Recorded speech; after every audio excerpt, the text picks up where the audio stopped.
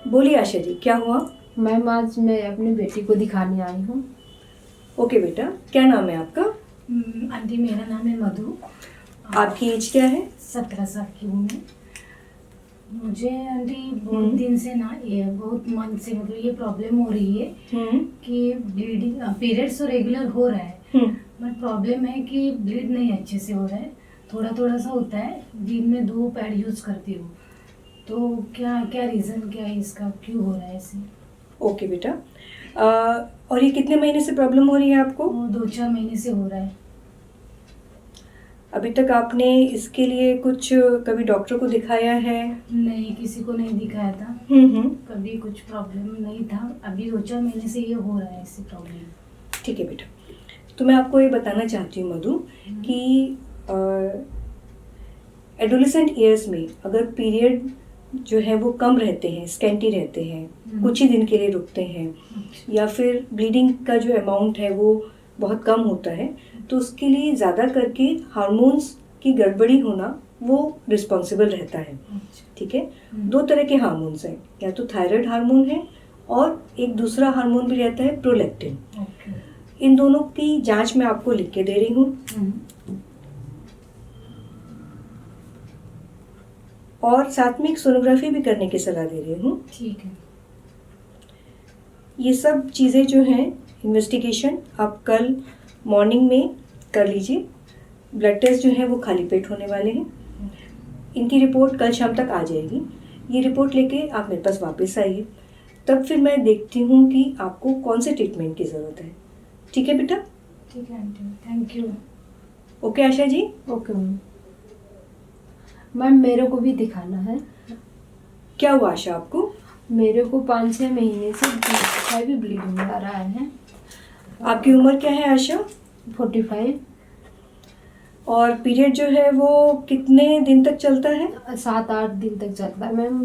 First शुरू के 4 दिन तो बहुत हैवी जाता है, इसके बाद 8 दिन तक रहता है पीरियड।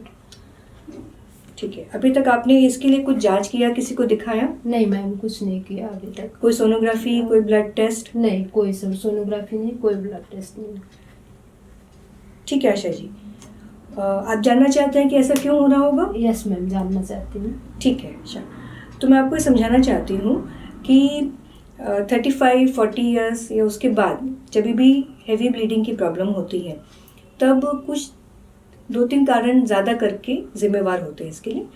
पहला तो जो है वो यूट्रस की लाइनिंग का बढ़ना, दूसरा यूट्रस के अंदर, वॉल के अंदर एक सूजन जैसा आ जाना, जिसको हम एडिनोमाइसिस बोलते हैं, और तीसरा एक रीज़न होता है फाइब्रॉइड्स।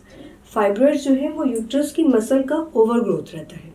ठीक है, तो इनमें से कौन सा रीज़न आपके लिए काम कर रहा है वो जानने के लिए, डायग्नोसिस करने के लिए मैं आपको एक सोनोग्राफी करने की सलाह दे रही हूँ, और साथ में कुछ बेसिक ब्लड टेस्ट करने के लिए बोल रही हूँ।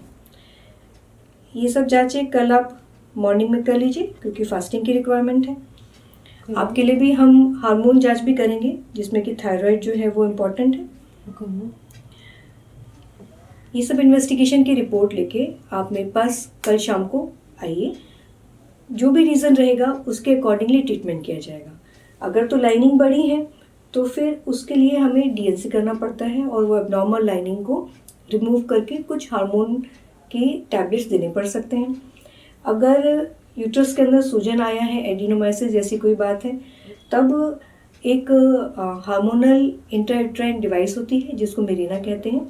वो अंदर यूट्रस में बिठाने से वहाँ पे लोकल हार्मोन वो रिलीज़ करती है और ब्लीडिंग को कंट्रोल करती है। और अगर फाइब्रॉइड रीज़न है तो हमें देखना पड़ेगा कि फाइब्रॉइड का नंबर क्या है, उनका पोजीशन क्या है, और अकॉर्डिंगली हम इसका कोई सर्जिकल ट्रीटमेंट अगर रहेगा तो फिर हम आपको वो सजेस्ट करेंगे। ओके। ठीक है, सो ये पर्चा जो है वो मधु के लिए दे रही हूँ। ओके। और ये वाला प्रिस्क्रिप्शन जो है वो आपके लिए है। आप रिसेप्शन पे इसको लेके जाइए, रिसेप्शन का स्टाफ आपको सब चीज़ें अच्छे से एक्सप्लेन करेगा। कल शाम तक रिपोर्ट लेके आप वापस आइए। ओके। ठीक है? Okay, thank you. Bye. Bye.